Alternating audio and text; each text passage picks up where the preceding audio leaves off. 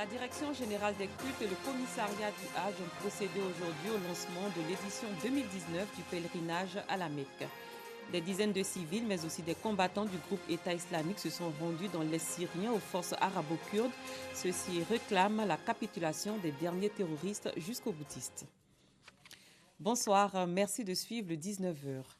C'est parti pour le Hajj 2019. Le pèlerinage à la Mecque pour cette année a été lancé aujourd'hui par la Direction générale des cultes et le commissariat du Hajj. C'était en présence du ministre de l'Intérieur et de la Sécurité, de plusieurs autres membres du gouvernement ainsi que du président du COSIM, Conseil supérieur des imams. Cette année, 9000 pèlerins vont accomplir leur devoir sacré en terre sainte d'Arabie saoudite. Coût du Hajj 2019, 2 millions de francs CFA. Pagasso Rokoni. 6 000 places contingent étatique, 3 000 places opérateurs privés. Ce sont au total 9 000 places attribuées à la Côte d'Ivoire cette année pour l'accomplissement du pèlerinage à la Mecque, 5e pilier de l'islam. Le coût du Hajj, lui, est maintenu à 2 millions de francs CFA et les frais annexes à 83 500 francs CFA, soit un total de 2 83 500 francs CFA pour les nouveaux pèlerins et 2 383 500 francs CFA pour les pèlerins ayant déjà effectué le Hajj. C'est ce qui ressort de la cérémonie de lancement de l'édition 2019 du Hajj organisée par la Direction générale des cultes et le commissariat du Hajj qui annonce des innovations cette année. Il s'agit de la mise en place d'une plateforme Internet qui va donc permettre à tous les acteurs de suivre tout le processus en même temps, en temps réel. C'est-à-dire à partir du moment où un pèlerin s'inscrit à Bouna, à Korogo ou à Séguéla, automatiquement, moi, dans mon bureau, je vois l'inscription se faire. De sorte qu'on ne sera plus contraint d'être soucieux. Ah tiens, on va atteindre bientôt le quota, il faut mesurer, il faut donner 2 personnes là-bas, 3 personnes là. Dès que le dernier s'inscrit, quel que soit l'endroit où ça se fait en Côte d'Ivoire, tout le monde est au courant et le système se ferme pour tout le monde. Profitant de l'occasion, le président du COSIM, Conseil supérieur des imams en Côte d'Ivoire, a exhorté tous les acteurs impliqués dans l'organisation du Hajj à plus de responsabilités dans l'encadrement des pèlerins. Nous disons tout simplement à l'encadrement que si vous partez à la Mecque, occupez-vous davantage du pèlerin pour que son pèlerinage soit bien accompli. Si le pèlerin te fait des bénédictions parce que tu t'es bien occupé de lui, cette bénédiction ne tombe jamais. Les propos du président du COSIM, appuyés par le ministre de l'Intérieur et de la Sécurité, qui n'a pas manqué de féliciter et encourager le commissariat du Hajj et les opérateurs privés pour la qualité des prestations. La Côte d'Ivoire a récolté un satisfecit total de la part du Royaume d'Arabie saoudite parce que la Côte d'Ivoire se positionne comme le meilleur organisateur du Hajj parmi les pays africains. Les conseils du président du COSIM et les encouragements du ministre Sidiki Diakité, bien perçus par les organisateurs du Hajj. Et le ministre a dit que c'est un défi au niveau de l'Arabie saoudite. Quand on nous félicite, nous avons atteint un niveau d'organisation, il faut qu'on essaie de dépasser. C'est un défi et Inch'Allah, avec l'aide de Dieu, nous allons pouvoir le relever. L'erreur est humaine, la perfection n'est pas de ce monde, mais nous n'avons aucune excuse pour une quelconque légèreté, pour une quelconque négligence, en ce sens que nous avons à la fois une responsabilité religieuse, mais aussi une responsabilité morale et citoyenne. Selon la Direction générale des cultes, les visites médicales pré-pèlerinage débuteront le 25 février 2019. Les inscriptions, elles, sont fixées du 27 février au 3 mai 2019. Cette cérémonie de lancement du Hajj a bénéficié du soutien de plusieurs membres du gouvernement et des représentations diplomatiques accréditées en Côte d'Ivoire et en Arabie saoudite. Le ministère des Transports sensibilise les acteurs de ce secteur aux facteurs de risque d'accident de la route.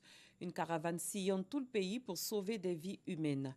À Yamoussoukro, elle a réuni les acteurs des transports, les autorités administratives, politiques et sécuritaires. Notez qu'en 2018, plus de 12 000 accidents de la circulation ont été enregistrés. 90% sont liés à des facteurs humains. Soro Corona. Environ 13 000 accidents de la circulation, puis 882 décès enregistrés en 2018 sur les routes ivoiriennes. Toujours selon les données des groupements des sapeurs-pompiers militaires de Côte d'Ivoire, ces accidents ont occasionné plus de 28 000 blessés. Tous ces accidents qui endeuillent les familles sont dus à des erreurs humaines. Excès de vitesse, imprudence des chauffeurs, stationnement dangereux, fatigue et consommation des excitants. Pour réduire les facteurs de risque, le ministère des Transports a initié une caravane de sensibilisation. À Yamoussoukro, les autorités administratives, politiques, sécuritaires et les acteurs du transport ont échangé sur la question. Le transport est un secteur transversal regroupant toutes les couches de la population économique. Donc il est important que tout cela soit au même niveau d'information. De telle sorte que quand un problème se pose, tout de suite à un transporteur, le préfet peut régler, le commissaire peut régler et naturellement les directions régionales peuvent régler. Donc c'est cette mission noble-là qui nous permet tous, les acteurs du transport, de nous approprier les textes. 2 jours durant, les participants ont réfléchi sur les facteurs de risque, les tests régissant l'organisation des transports en Côte d'Ivoire. Cette caravane a aussi permis de sensibiliser les acteurs sur le changement de comportement. À côté des morts, des blessés et des dégâts matériels enregistrés, les accidents de la circulation font perdre à la Côte d'Ivoire plus de 100 milliards de francs CFA par an. Rendons-nous dans le département de Mbayakro, au centre-est de la Côte d'Ivoire, où s'est tenue l'ouverture officielle du centre de service civique de Ouakakro. Le secrétaire d'État chargé du service civique a appelé les stagiaires de ce centre à avoir de bonnes aptitudes et attitudes qui pourront leur être utiles dans le futur. Charles Tatou. Centre de service civique de Ouakakro dans le département de Mbayakro. Les portes sont désormais ouvertes pour accueillir les jeunes et les adolescents en situation de vulnérabilité. Ici, les jeunes en voie de marginalisation bénéficient d'un programme de resocialisation par une formation civique et citoyenne. On leur apprend en effet les valeurs de la vie en communauté et le respect des symboles qui incarnent le pays. 94 jeunes sélectionnés dans les régions de l'Indédié-Guablé et de l'Ifou avec l'appui des ONG l'ont déjà intégré depuis le mois de janvier. Il constitue donc la première vague des stagiaires volontaires enregistrés par ce centre. Le secrétaire d'État en charge du service civique, accompagné des autorités locales de Mbayakro et des partenaires au développement, y est allé. Il s'y est rendu pour la cérémonie d'ouverture officielle, mais surtout pour prodiguer de sages conseils aux stagiaires. Nous sommes là pour sensibiliser nos jeunes frères qui bénéficient de cette formation, qui, à leur sortie d'ici, doivent être un modèle pour la jeunesse ivoirienne et aussi pour la jeunesse du monde entier. Pour nous, c'est très important pour la resocialisation et la réinsertion professionnelle des jeunes, particulièrement les jeunes qui sont en situation d'extrême vulnérabilité et qui ont donc besoin d'une deuxième chance pour se réinsérer. Aujourd'hui, apprendre qu'on va réouvrir le centre, c'est pour nous une très grande joie parce que la jeunesse de la Côte d'Ivoire et en particulier la jeunesse de Mbayakro aussi va bénéficier. Le Centre civique d'action pour le développement SI à Mbayakro est le 3e du genre dans le pays après ceux de Bembresso, Abidjan et Guépao, Sassandra. Une ONG vient d'initier une vaste opération de désherbage des cimetières du district d'Abidjan.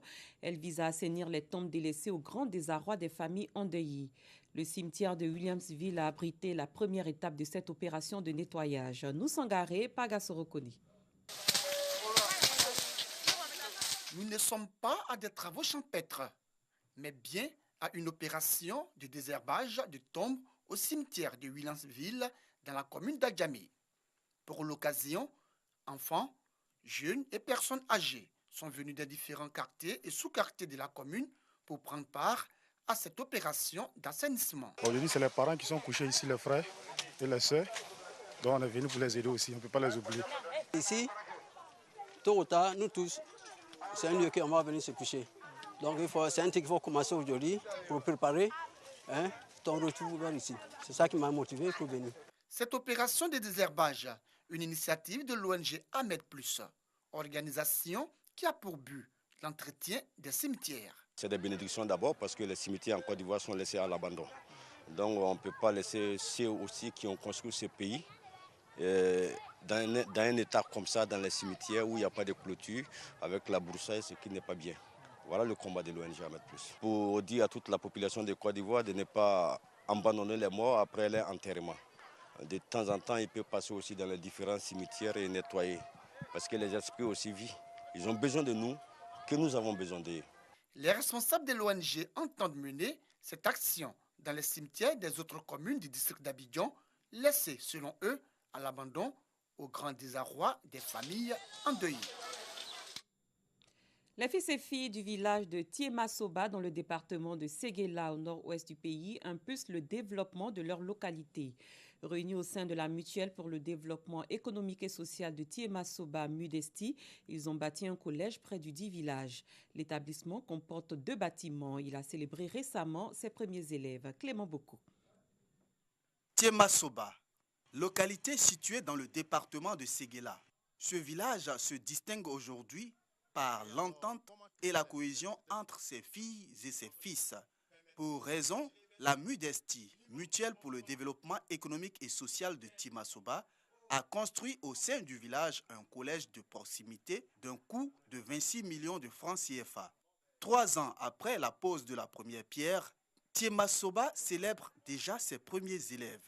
Une occasion pour le principal de l'établissement de faire quelques doléances. Des cadres qui s'entendent, c'est déjà bien, ils se sont entendus, ils ont bâti ces bâtiments et c'est vraiment un rêve qui est devenu une réalité. Mais dites-vous qu'ils ne peuvent pas tout faire. Il faudrait que l'État vienne en leur soutien. Bouaké Fofana, président du conseil régional du Woroba, parrain de la cérémonie et représenté par Koulibaly Metola, conseiller régional, a financé la construction de 3 salles de classe à l'école primaire publique du village. Un geste apprécié à sa juste valeur par les bénéficiaires. La fête du Maouloud est le moment choisi par les cadres de Tiemasoba pour faire le point des activités à mener. Une période de retrouvailles pour tous les ressortissants de Tiemasoba vivant en Côte d'Ivoire comme à l'étranger. Lecture coranique, prières et sacrifices sont les activités menées au cours de cette période. Sous d'autres cieux, des dizaines de civils, mais aussi des combattants du groupe État islamique, dont des étrangers, se sont rendus dans l'Est syrien aux forces arabo-kurdes. Ces dernières réclament la capitulation des derniers terroristes jusqu'aux boutistes, retranchés près du village de Baghouz, dernier bastion de l'aile dans la province de Der ez-Zor. Rosemont Kini, Clément Bocou.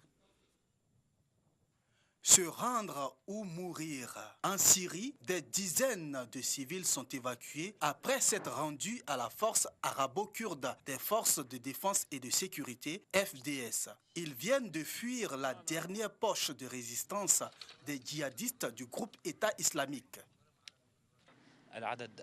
Il est difficile de donner un chiffre exact, mais c'est un chiffre important.